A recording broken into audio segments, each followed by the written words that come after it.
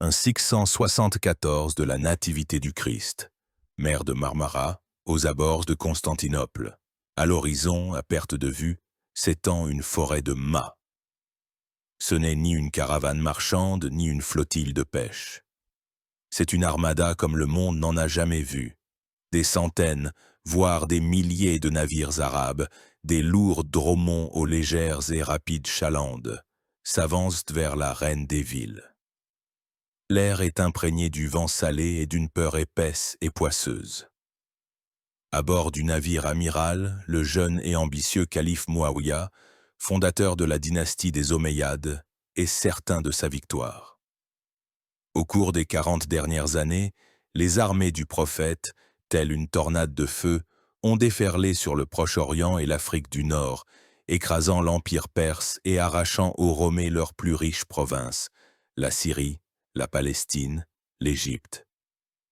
Byzance, l'héritière de Rome, se vidait de son sang, était humiliée et semblait condamnée. Et maintenant, l'islam venait chercher son cœur. La prise de Constantinople devait être le coup de grâce, le coup décisif qui rayerait la seconde Rome de la surface de la terre et ouvrirait aux Arabes la voie de l'Europe.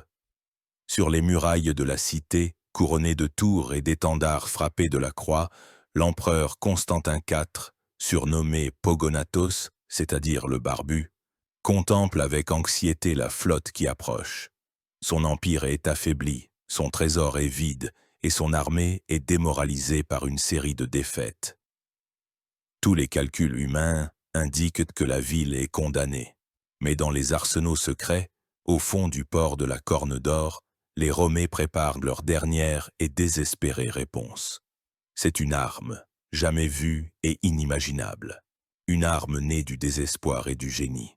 Lorsque l'armada arabe, rangée en ordre de bataille, commença l'attaque, les quelques dromons byzantins sortirent des portes du port. Les Arabes les accueillirent avec un rire méprisant. Mais le rire se figea sur leurs visages, remplacé par la stupéfaction, puis par une terreur primitive. De la proue des navires byzantins, d'étranges tubes gainés de cuivre, des jets de feu liquide jaillirent avec un rugissement et un sifflement. Cette rivière de feu, défiant toutes les lois de la nature, ne s'éteignait pas sur l'eau. Au contraire, elle s'étalait à la surface de la mer, la transformant en un enfer flamboyant. Le feu collait aux flancs des navires, aux voiles, au corps des hommes, et il était impossible de l'éteindre. L'eau ne faisait qu'attiser sa fureur. La flotte arabe, la plus grande du monde, se transforma en un gigantesque bûcher funéraire. Les cris d'horreur et de douleur se mêlèrent au rugissement des flammes et au craquement des mattes qui se brisaient. Aucun des survivants ne pouvait comprendre ce que c'était. Le souffle d'un dragon, le châtiment du Seigneur, ou un secret diabolique dérobé aux enfers mêmes. Personne ne savait encore qu'en ce jour précis, une légende était née. La légende de l'arme secrète qui, pendant 700 ans, deviendra le principal protecteur de l'Empire byzantin, son ultime argument face à ses ennemis. La légende d'une technologie qui reste à ce jour l'un des mystères les plus intrigants et non résolus de l'histoire de l'humanité. La légende du feu grégeois. Avant de tenter de percer le mystère de l'arme elle-même, nous devons comprendre le monde qui l'a engendré. Byzance au milieu du 7e siècle n'était que l'ombre de sa grandeur passée. 100 ans à peine s'étaient écoulés depuis l'époque de l'empereur Justinien le Grand, qui rêvait de restaurer l'Empire romain dans ses anciennes frontières. Ses généraux, Bélisère et Narsès, avaient reconquis l'Italie, l'Afrique du Nord et une partie de l'Espagne aux barbares. Le rêve semblait sur le point de se réaliser. Mais ce dernier sursaut de puissance impériale avait épuisé les forces de l'État jusqu'à la limite. Au siècle de Justinien succéda un siècle de catastrophes. Des guerres interminables et épuisantes contre la Perse sassanide à l'est et contre les Avars et les Slaves dans les Balkans avaient mis l'Empire au bord de la survie. Au début du 7e siècle, les Perses s'emparèrent de la Syrie et de l'Égypte et, en 626, en alliance avec les Avars, ils assiégèrent Constantinople elle-même. Ce n'est qu'au prix d'un effort incroyable que l'empereur Héraclius réussit à inverser le cours de la guerre et à remporter la victoire. Mais cette victoire fut une victoire à la Pyrrhus. Les deux superpuissances de l'époque, Byzance et la Perse, gisaient en ruine, exsangues après un demi-siècle de lutte. Et c'est à ce moment précis, alors que les deux géants étaient mortellement blessés, qu'une nouvelle, troisième force émergea des profondeurs du désert d'Arabie sur la scène de l'histoire. Une force inspirée par la foi du prophète Mahomet. Les conquêtes arabes se développèrent à une vitesse inouïe, apocalyptique. En 636, à la bataille de Yarmouk, l'armée byzantine fut complètement anéantie. Toute la Syrie et la Palestine furent perdues.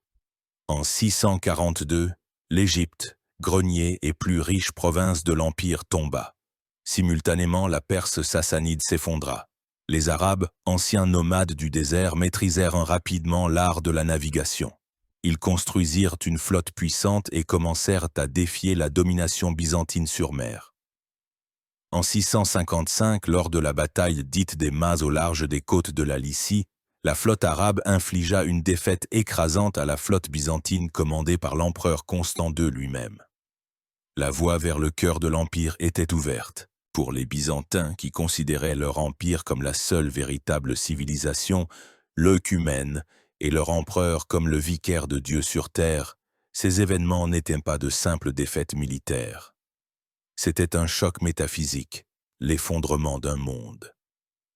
Comment Dieu pouvait-il permettre que les infidèles sarrasins prennent aux chrétiens les terres sacrées où le Christ lui-même avait marché? Beaucoup y virent un châtiment pour les péchés, le présage de la fin du monde imminente. Mais au-delà de l'horreur mystique, il y avait une dure réalité militaire. Byzance perdait non seulement sur terre, mais aussi sur mer, dans son élément naturel. La guerre navale de l'époque était une affaire assez primitive. La tactique principale restait l'abordage, comme à l'époque de la Rome antique. Les navires se rapprochaient, s'arrosant mutuellement de flèches et de pierres lancées par des machines de jet, puis l'infanterie de marine engageait le combat au corps à corps. L'éperon était également utilisé, mais avec le développement de la construction navale, son efficacité avait diminué. Il existait aussi des engins incendiaires, mais ils n'étaient ni fiables ni très efficaces. Il s'agissait soit de flèches garnies d'étoupes imbibées de soufre et de résine, soit de pots contenant un mélange inflammable que l'on jetait sur les ponts ennemis. Leur principal inconvénient était qu'ils s'éteignaient facilement à l'eau et étaient peu efficaces par mauvais temps. Les Arabes, en s'emparant des ports de Syrie et d'Égypte avec leurs charpentiers et marins expérimentés, créèrent rapidement une flotte qui n'avait rien à envier à celle de Byzance et qui la surpassait souvent en nombre et en combativité. Byzance avait un besoin urgent de quelque chose de nouveau, d'une arme miracle qui pourrait lui donner un avantage technologique décisif et inverser le cours de la guerre. L'Empire avait désespérément besoin d'une réponse asymétrique à la supériorité numérique de l'ennemi. C'est dans cette atmosphère de désespoir et d'espoir en un miracle qu'apparut à Constantinople un homme dont le nom sera à jamais lié à la naissance de l'arme la plus redoutable du Moyen-Âge. Et tandis que le puissant calife Mouawiya rassemblait ses forces pour l'assaut final sur Constantinople, dans le silence des laboratoires secrets de la capitale, sous le patronage personnel de l'empereur Constantin IV, un réfugié de la Syrie conquise par les Arabes, un architecte et alchimiste du nom de Callinicus, mélangeait dans des cornues des substances fumantes et nauséabondes, essayant de créer un feu que l'on ne pourrait pas éteindre. Son succès ou son échec allait déterminer non seulement son propre destin, mais aussi celui de toute la civilisation chrétienne, tandis que l'Empire se fissurait de toutes parts et que les cavaliers arabes polissaient leurs sabres en prévision de la prise de la cité. Des cendres d'une province conquise, tel un phénix, surgit l'homme qui devait redonner espoir aux Romains. Il s'appelait Callinicus, et il était un grec chrétien de la ville syrienne d'Héliopolis, également connu sous le nom de Baalbek. C'était une ville ancienne, célèbre pour son complexe de temples grandioses, un centre d'érudition et d'artisanat hellénistique. Callinicus était, selon les chroniqueurs, un architecte, mais à l'époque, ce terme était beaucoup plus large qu'aujourd'hui. Un architecte était à la fois un ingénieur, un mécanicien et, ce qui est important, un chimiste ou, comme on disait alors, un alchimiste. Il appartenait à cette pléiade de savants alexandrins qui avaient préservé et développé les connaissances du monde antique en mécanique, en pneumatique et en chimie. Lorsque sa ville natale fut prise par les Arabes vers 634, Callinicus, ne voulant pas vivre sous la domination des infidèles, s'enfuit. Son chemin le mena vers l'ouest, vers les terres encore libres de l'Empire. Finalement, il atteignit Constantinople. On ne peut qu'imaginer la scène. Un réfugié épuisé par un long voyage, ayant tout perdu sauf ses connaissances, se ferait un chemin pour obtenir une audience auprès des fonctionnaires impériaux. Dans ses mains, non pas une demande d'aide, mais une proposition audacieuse. Il prétend pouvoir créer une arme d'une puissance sans précédent, un feu liquide capable d'incendier toute la flotte ennemie. Dans une atmosphère de découragement général et d'attente d'une défaite inéluctable, une telle déclaration aurait pu passer pour le délire d'un fou. Mais l'empereur Constantin IV, un souverain jeune et énergique, cherchait désespérément une issue. Il était prêt à se raccrocher à n'importe quelle branche. Il crut en Callinicus, des ressources illimitées, des ateliers, des matériaux. Les meilleurs artisans de la capitale furent mis à la disposition de l'architecte en fuite. Le travail se déroula dans le secret le plus absolu. Callinicus n'était pas l'inventeur des mélanges incendiaires en tant que tel. L'utilisation du feu à des fins militaires avait une longue histoire. Déjà, les Assyriens lançaient des pots en argile remplis de pétrole en feu. Les Grecs et les Romains utilisaient des mélanges à base de soufre, de résine, de bitume et de salpêtre. Pendant la guerre du Péloponnèse, les Spartiates tentèrent d'incendier les murs d'Athènes en utilisant des soufflets pour attiser un feu de soufre et de résine. Les Byzantins eux-mêmes utilisaient déjà une sorte de feu naval avant Callinicus. Mais tout cela n'était que des moyens relativement faibles et peu fiables. Le génie de Callinicus ne résida pas dans l'invention d'un seul composant, mais dans la création d'un système complet, composé de 3 éléments révolutionnaires. Premièrement, la formule unique. Il créa un nouveau mélange incendiaire, beaucoup plus puissant et stable. Sa composition exacte est le principal secret, mais, comme nous le verrons plus tard, il possédait des propriétés qui en faisaient une arme qualitativement nouvelle. Deuxièmement, le système de projection. Il inventa ou perfectionna un dispositif pour projeter ce mélange à une distance considérable. Ce n'était pas un simple pot ou une flèche, mais un appareil mécanique complexe. Troisièmement, l'intégration avec le porteur. Il réussit à installer efficacement ce système sur un navire de guerre byzantin standard, le Dromon, le transformant en un lance-flamme flottant. Les expériences ont dû être extrêmement dangereuses. Des substances inflammables et peut-être auto-inflammables, une haute pression, des chaudrons surchauffés, toute erreur pouvait conduire à une catastrophe et à la destruction de tout le laboratoire avec ses créateurs.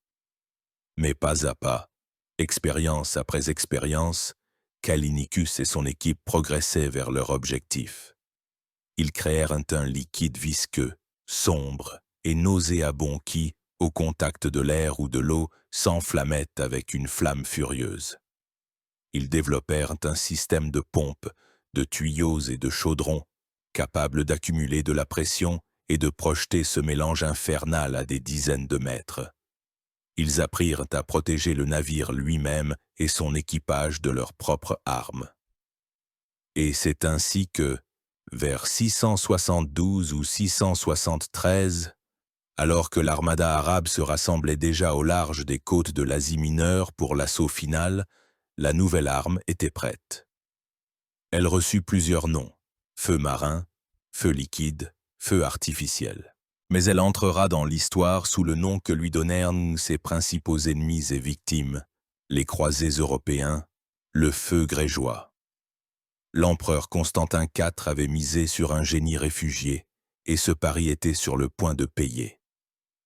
La flotte byzantine, équipée de dizaines de dromons lance-flammes, attendait son heure. Le destin du monde chrétien ne tenait qu'à un fil, et il dépendait désormais du fonctionnement, en combat réel, de l'invention diabolique de Callinicus. Que représentait donc le feu grégeois? Pourquoi semait-il une telle terreur? Pourquoi personne n'a-t-il réussi à le copier pendant 7 siècles? Bien que la recette exacte ait été perdue, en se basant sur l'analyse des chroniques byzantines et arabes, des traités militaires connus sous le nom de tactiques, ainsi que sur les connaissances scientifiques modernes, nous pouvons tenter de reconstituer cette technologie légendaire. Il est important de comprendre que le feu grégeois n'est pas simplement une substance, mais, comme nous l'avons déjà dit, un système d'armes complexe. Décortiquons-le. Premièrement, la substance, c'est-à-dire la recette secrète. C'est la partie la plus mystérieuse du système. Les Byzantins gardèrent la formule dans le plus grand secret, ne la confiant qu'à un cercle restreint d'initiés. L'empereur Constantin VII Porphyrogénète, dans ses instructions à son fils Romain, écrivait que la recette avait été révélée par un ange au premier empereur chrétien, Constantin le Grand, et que la divulgation de ce secret était un péché terrible et une trahison. Cette légende, bien sûr, faisait partie de la propagande d'État, visant à sacraliser l'arme et à prévenir les fuites. Néanmoins, sur la base de l'analyse des propriétés du feu décrites dans les sources, les scientifiques ont avancé plusieurs hypothèses sur sa composition. Il est très probable que la base du mélange était du pétrole brut, ou naphte. Byzance avait accès à des gisements naturels de pétrole dans la région du Caucase et de la Mésopotamie. Le pétrole était connu depuis l'Antiquité pour ses propriétés inflammables. Mais à lui seul, il ne possédait pas toutes les qualités terrifiantes attribuées au feu grégeois. Pour lui donner les propriétés requises, on y ajoutait divers composants, par exemple des épaississants. Pour que le mélange soit visqueux, collant et ne se répande pas trop vite, on y ajoutait probablement de la résine de pin, de la colophane ou d'autres résines d'arbres. Cela augmentait également la température et la durée de la combustion. La masse de feu collante adhérait à n'importe quelle surface, et il était impossible de l'enlever. On pouvait également ajouter des accélérateurs de combustion. Pour augmenter la température et l'intensité de la flamme, on pouvait ajouter du soufre. Le soufre, en brûlant, dégage du dioxyde de soufre suffocant, ce qui ajoutait un effet chimique et toxique. La propriété la plus intéressante et la plus controversée est le composant qui ne s'éteint pas dans l'eau. Les sources affirment unanimement que le feu grégeois ne pouvait pas être éteint avec de l'eau. De plus, certaines écrivent qu'au contact de l'eau, il brûlait encore plus fort. Cela suggère la présence dans le mélange de substances qui réagissent violemment avec l'eau en dégageant de la chaleur et des gaz inflammables. Le candidat le plus probable est la chaux vive, c'est-à-dire l'oxyde de calcium.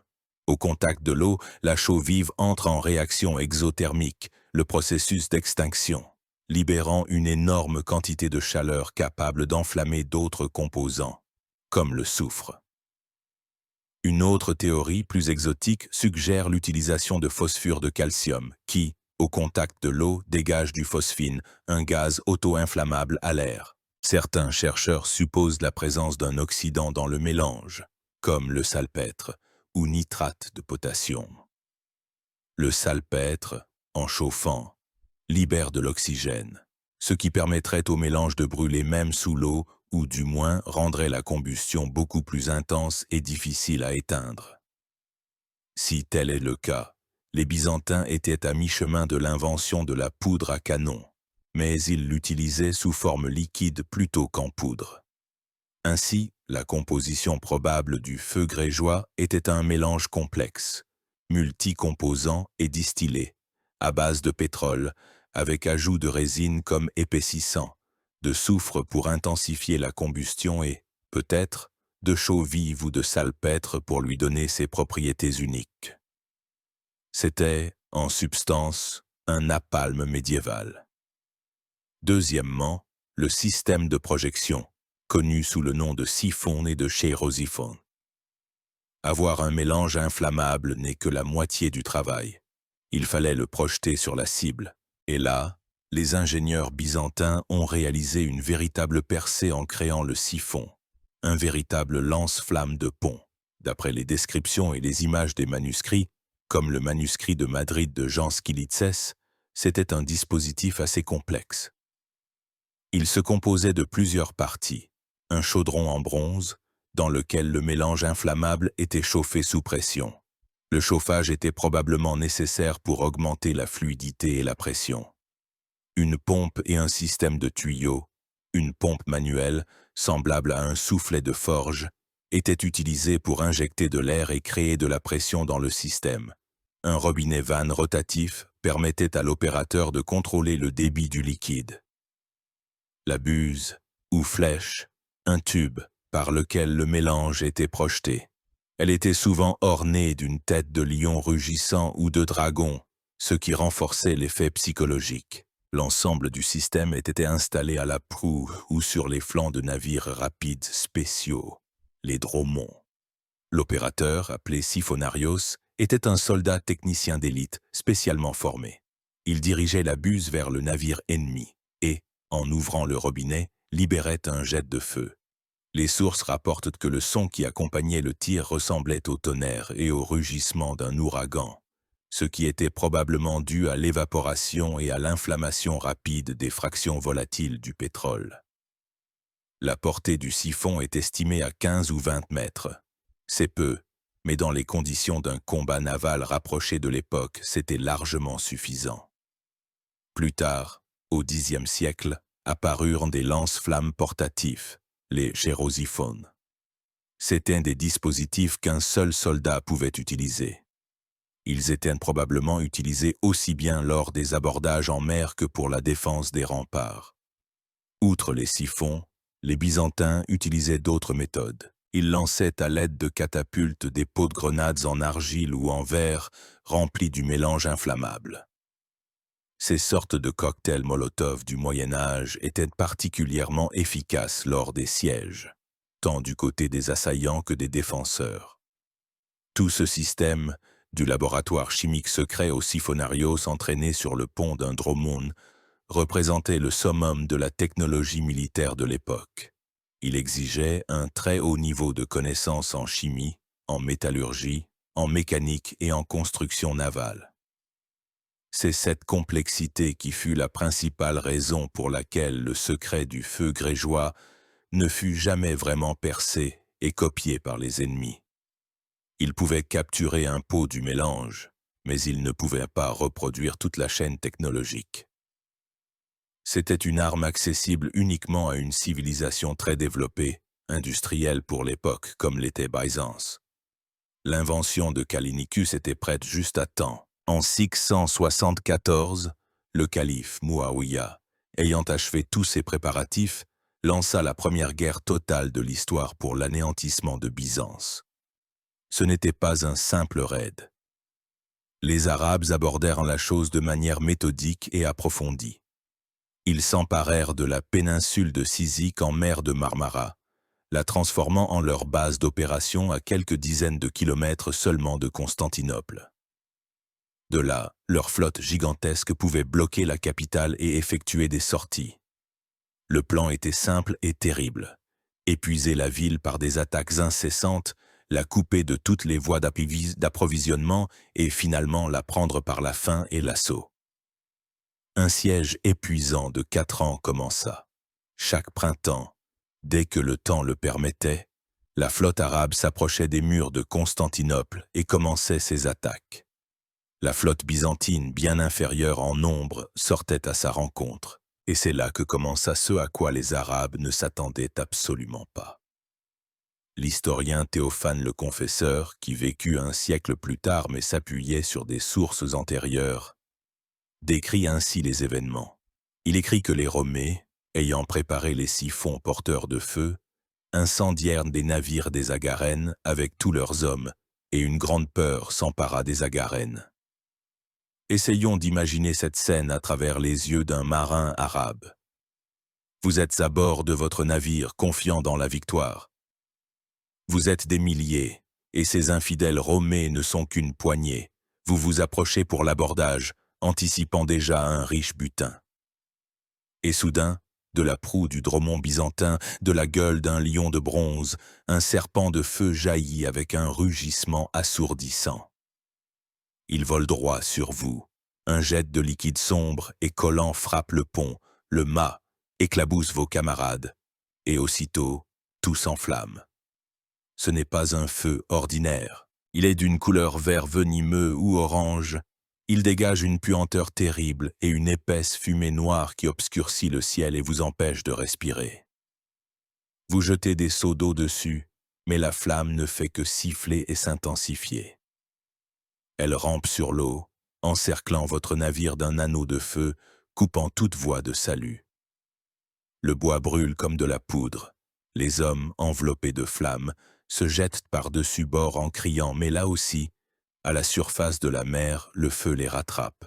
Ce n'est pas une bataille, c'est un carnage, c'est l'enfer descendu sur terre. L'effet psychologique était tout aussi important que l'effet physique. Le feu grégeois inspirait une terreur superstitieuse. Les Arabes, de braves guerriers qui ne craignaient pas la mort au combat, étaient paralysés de peur face à cette arme surnaturelle, diabolique. Ils ne comprenaient pas sa nature et ne savaient pas comment y résister.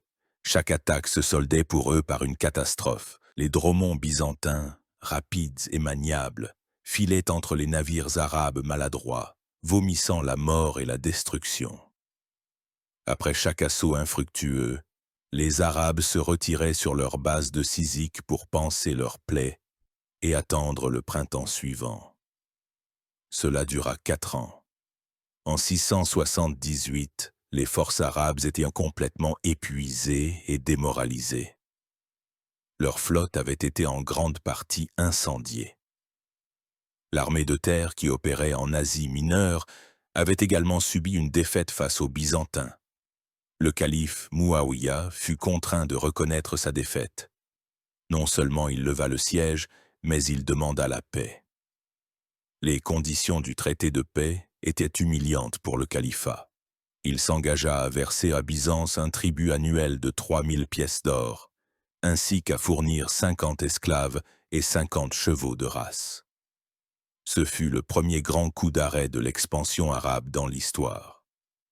La victoire de Constantin IV fut absolue. Le feu grégeois avait sauvé Constantinople, et peut-être toute l'Europe. Il avait prouvé son efficacité monstrueuse.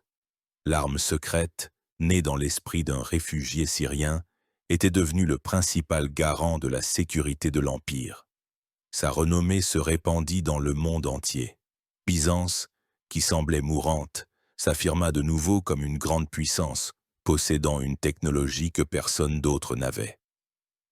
Les ennemis de l'Empire retinrent la leçon pour longtemps. Tant que les Romées auront leur feu liquide, leur capitale sera imprenable. Mais, comme l'histoire le montrera, les ennemis avaient une bonne mémoire des défaites, mais une mémoire courte de leur cause. Et à peine 40 ans plus tard, une nouvelle armada, encore plus redoutable, s'approchera de nouveau des murs de la cité pour éprouver une fois de plus la fureur du feu grégeois. Il semblait que la leçon infligée aux Arabes devant les murs de Constantinople avait été suffisamment convaincante. Pendant plusieurs décennies, une paix relative régna sur la mer Égée. Mais le califat arabe n'avait pas renoncé à son rêve principal, la conquête de la reine des villes. Il attendait seulement le moment opportun. Et ce moment arriva au début du 8e siècle, lorsque Byzance plongea dans l'abîme du chaos connu, sous le nom d'anarchie de 20 ans. Les empereurs se succédaient à la suite de sanglants coups d'état de palais, et l'empire était affaibli et désorganisé. Le calife Sulayman décida que le temps de la revanche était venu. Il rassembla des forces supérieures à celles de Muawiyah. Les sources arabes parlent de 200 000 guerriers et d'une flotte comptant, selon les sources, entre 1800 et 2500 navires. C'était la plus grande expédition militaire depuis les guerres médiques. L'objectif était le même, la destruction totale de l'Empire byzantin. Mais Byzance aussi avait changé. Sur le trône, comme nous le savons déjà, se trouvait l'un des plus grands généraux et hommes d'État de son histoire, Léon III l'Isaurien. Il était arrivé au pouvoir juste avant l'invasion et avait eu le temps de préparer la capitale à la défense. Et son principal atout, comme celui de son prédécesseur Constantin IV, était le feu grégeois. En août 717, la gigantesque armée arabe, sous le commandement du frère du calife, Maslama ibn Abd al-Malik, s'approcha des murailles terrestres de Constantinople, tandis que la flotte, sous le commandement de l'amiral Sulayman, entrait dans la mer de Marmara. Les Arabes étaient certains de leur victoire. Ils se souvenaient du feu marin, mais pensaient probablement pouvoir y résister grâce à leur écrasante supériorité numérique. L'amiral Sulayman décida de ne pas répéter les erreurs de ses prédécesseurs et tenta immédiatement de bloquer la baie de la Corne d'Or, vitale pour la ville, afin de couper complètement Constantinople de tout approvisionnement par la mer. Une partie de sa flotte se dirigea vers l'entrée de la baie. L'empereur Léon III attendait ce moment. Dès que les navires arabes s'approchèrent, sur son ordre, la chaîne massive qui barrait l'entrée de la Corne d'Or fut retirée.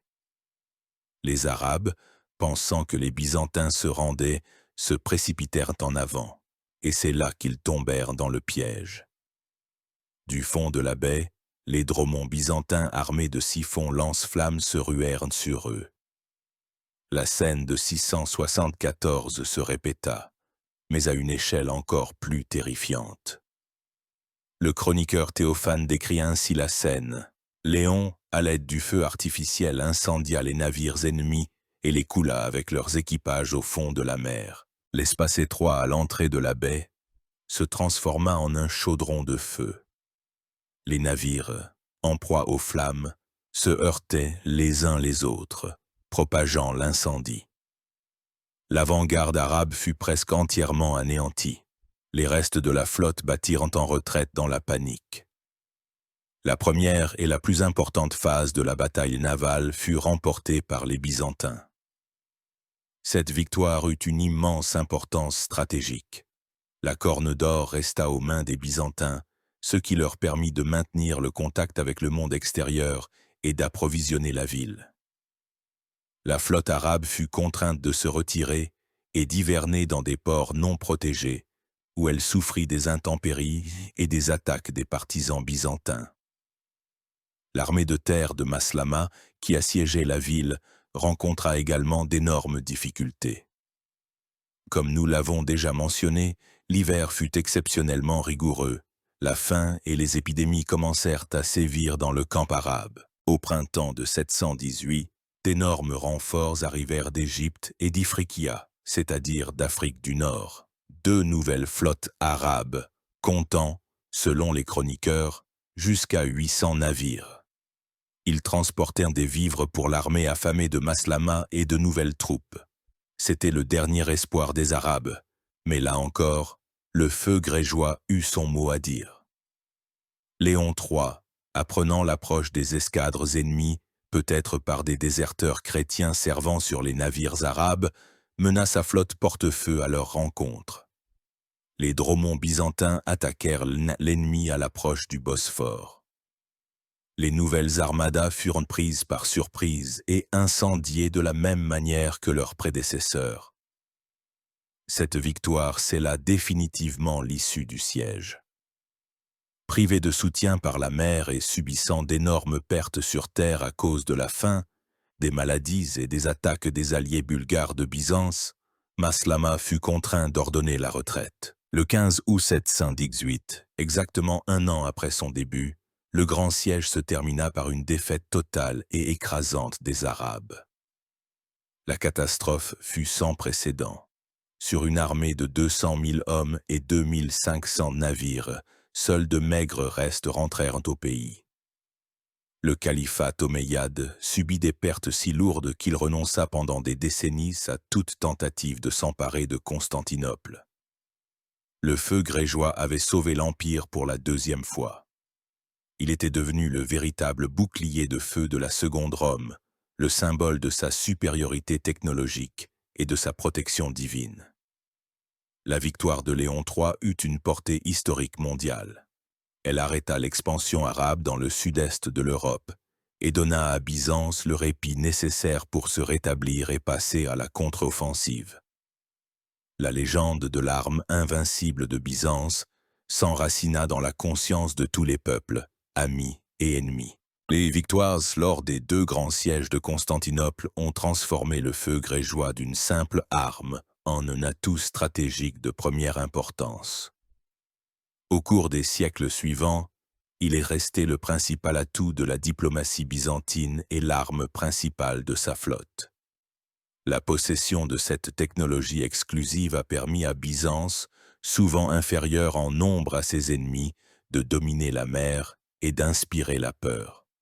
Le secret de sa fabrication était gardé aussi jalousement que les États modernes gardent leur technologie nucléaire. Comment les Byzantins ont-ils réussi à conserver le monopole de cette arme pendant près de 700 ans? C'était le résultat d'un ensemble de mesures.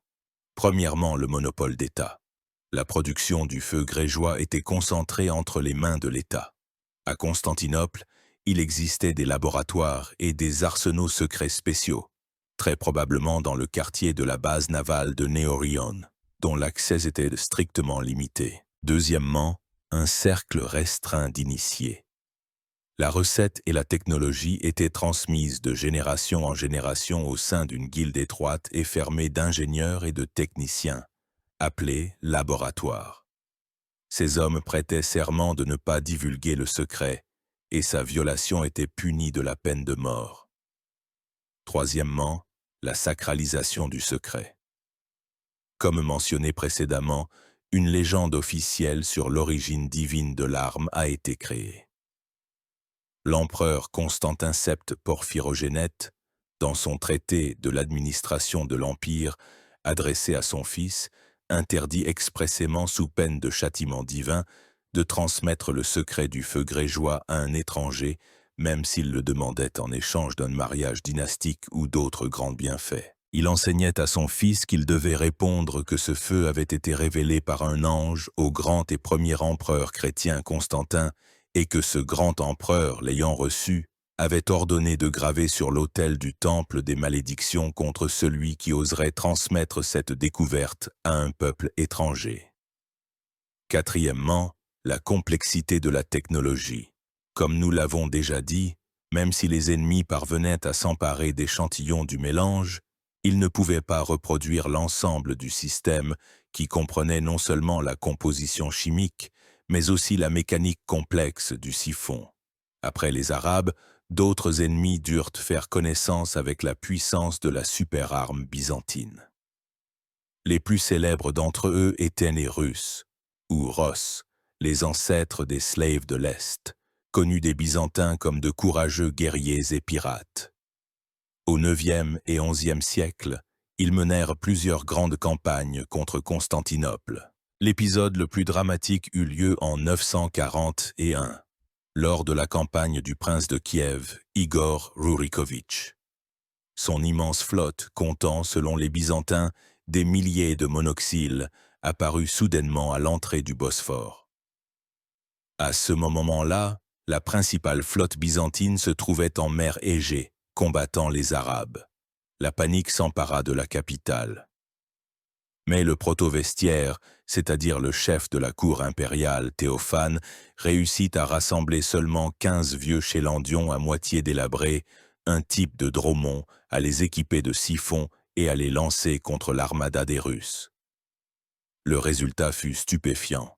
L'ambassadeur italien Liutprand de Crémone, témoin oculaire des événements, en a laissé une description des plus vives.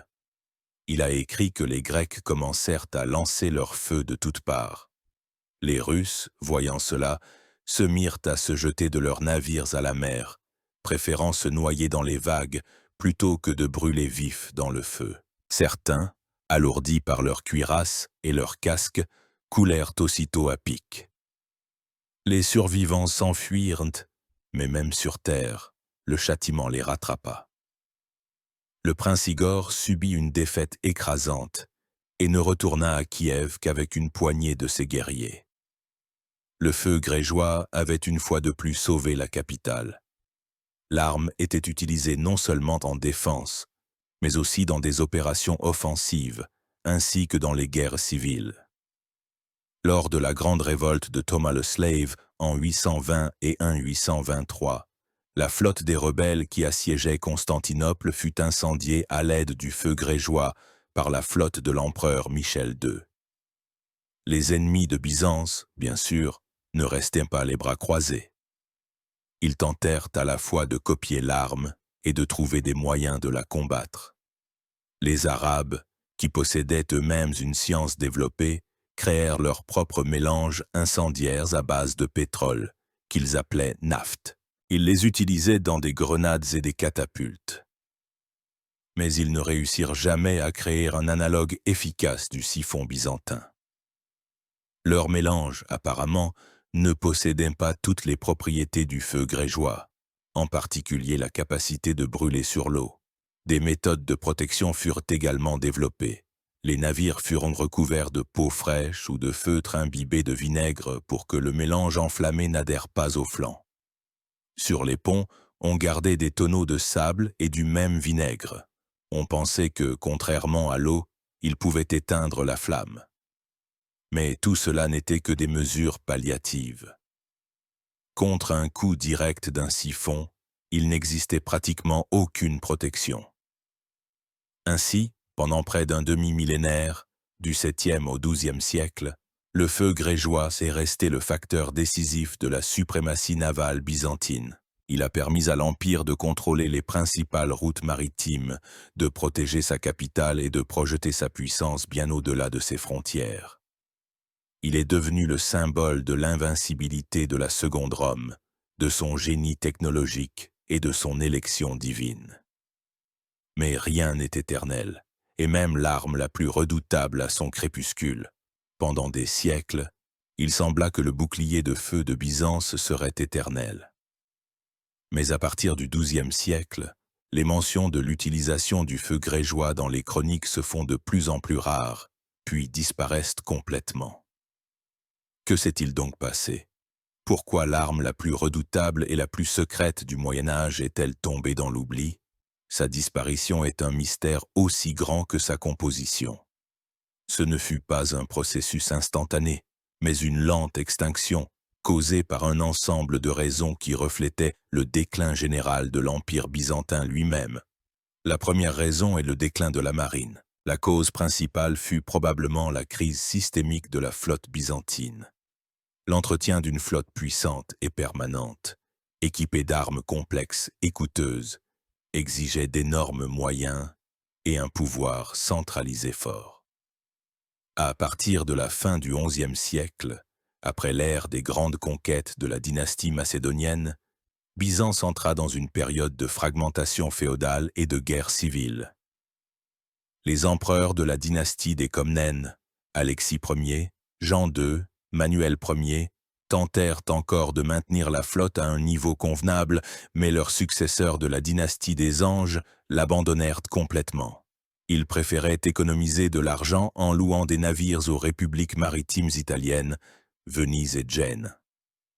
L'historien byzantin Nicétas Choniates écrivit avec amertume qu'à la fin du XIIe siècle, les amiraux et les commandants de flotte avaient avalé la flotte, c'est-à-dire qu'ils avaient détourné les fonds alloués à son entretien. Les navires pourrissaient à quai, les chantiers navals étaient vides, et les marins et siphonneries expérimentés perdaient leur qualification. Sans navires porteurs, l'arme elle-même devenait inutile. La deuxième raison est la perte de la base de matières premières. Une autre raison importante pourrait être la perte d'accès aux ingrédients clés. Comme nous nous en souvenons, la base du mélange était très probablement le pétrole. Ses principales sources, accessibles à Byzance, se trouvaient aux confins orientaux de l'Empire, dans le Caucase, dans la région de la péninsule de Taman et peut-être en Mésopotamie. Aux XIe et XIIe siècles, Byzance perdit le contrôle de la majeure partie de l'Asie mineure à cause de l'invasion des Turcs seldjoukides. Cela a pu sérieusement entraver ou complètement couper l'approvisionnement en matières premières nécessaires. Sans pétrole, la production du feu grégeois était impossible. La troisième raison est la perte des connaissances technologiques. La technologie de production et d'utilisation du feu grégeois était extrêmement complexe et exigeait la formation constante d'un personnel hautement qualifié. Chimistes, ingénieurs, métallurgistes, siphonneries.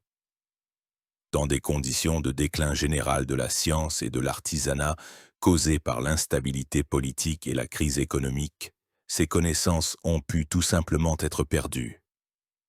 La guilde secrète des laboratoires, qui gardait le secret, a pu disparaître, ses membres ayant pu périr lors d'une énième rébellion, mourir sans transmettre leurs connaissances à des apprentis ou simplement se disperser faute d'utilité. La quatrième raison est le coup fatal connu sous le nom de quatrième croisade.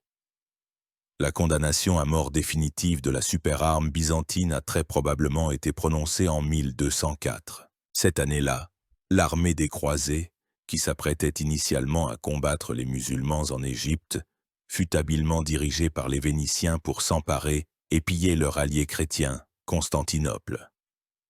Ce qui se passa ensuite fut l'une des plus grandes tragédies de l'histoire. La reine des villes, qui avait été pendant 1000 ans le rempart de la chrétienté et de la civilisation, fut prise d'assaut et soumise à un pillage de 3 jours, qui, par sa cruauté et son ampleur, dépassa toutes les invasions barbares.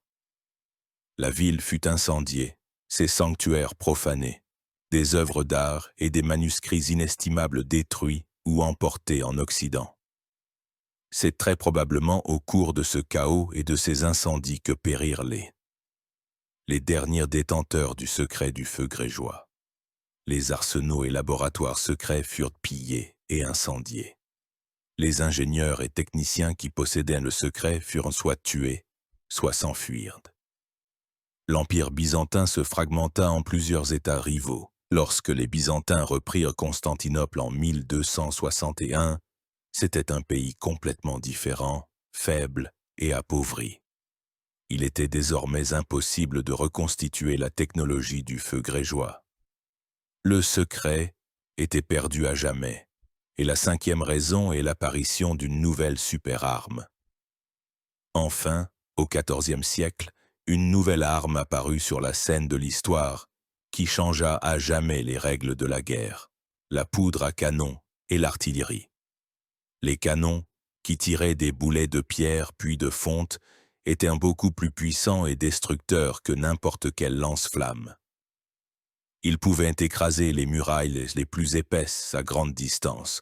Face à ce nouveau dieu de la guerre, le vieux feu grégeois, avec sa faible portée et sa complexité d'utilisation, semblait déjà un anachronisme.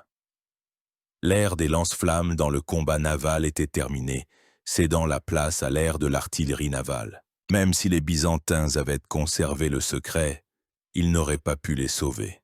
En 1453, les murs de Constantinople tombèrent. Non pas sous l'assaut d'une flotte, mais sous les coups des bombardes géantes du sultan Mehmed II le Conquérant. C'est ainsi que se termina l'histoire de l'arme la plus énigmatique du Moyen-Âge.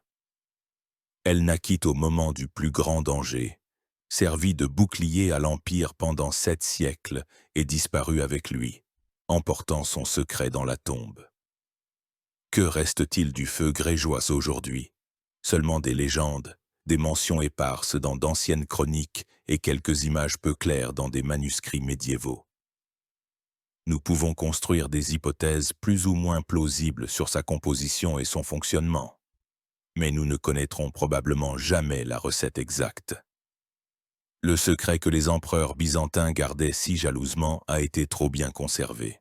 Mais l'héritage du feu grégeois n'est pas seulement une formule chimique non résolue. c'est quelque chose de bien plus grand. Premièrement, c'est un héritage historique. Le feu grégeois est l'arme qui a sauvé Constantinople de la destruction par les Arabes à 2 reprises, au 7e et 8e siècle. Ces victoires eurent une importance colossale. Elles ont stoppé l'expansion du califat dans le sud-est de l'Europe au moment même où Byzance était au bord de l'effondrement. Qui sait à quoi ressemblerait la carte de l'Europe moderne et quel aurait été le destin de la civilisation chrétienne sans les jets de feu projetés par les siphons de Callinicus. Pendant des siècles, cette arme a été le principal facteur assurant la survie de l'Empire romain d'Orient, ce bastion qui protégeait l'Europe des invasions de l'Est. Deuxièmement, c'est un héritage technologique. Le feu grégeois était le summum de la chimie et de l'ingénierie militaire pré-industrielle. Il était en avance sur son temps de plusieurs siècles. On peut le considérer comme l'ancêtre direct des lance-flammes modernes et des mélanges incendiaires de type napalm. Il démontre le très haut niveau de connaissances scientifiques que possédait la civilisation byzantine, héritière de la sagesse antique gréco-romaine. Enfin, c'est un héritage culturel. Le feu grégeois est devenu un symbole puissant, entré dans la culture mondiale. Il incarne l'idée de l'arme miracle, de la percée technologique capable de changer le cours de l'histoire. Il est devenu synonyme de savoir perdu, de mystère puissant et énigmatique du passé qui excite l'imagination des écrivains, des historiens et des cinéastes jusqu'à ce jour. L'histoire du feu grégeois est un récit passionnant de génie et de désespoir, de guerre et de technologie, de secrets d'État et de la fragilité des savoirs les plus complexes. C'est un rappel que même les empires les plus puissants et les armes les plus redoutables finissent par sombrer dans l'oubli, ne laissant derrière eux que l'écho de leur grandeur passée, l'écho d'une flamme qui illuminait autrefois les eaux sombres du Bosphore et décidait du sort du monde. Je vous remercie d'avoir passé ce temps à vous plonger dans l'une des énigmes les plus intrigantes de l'histoire militaire. Si ce voyage dans le passé vous a intéressé, abonnez-vous à la chaîne pour ne pas manquer de nouveaux longs récits sur les grands événements et les technologies qui ont changé notre monde. Votre attention est la meilleure récompense pour le travail accompli.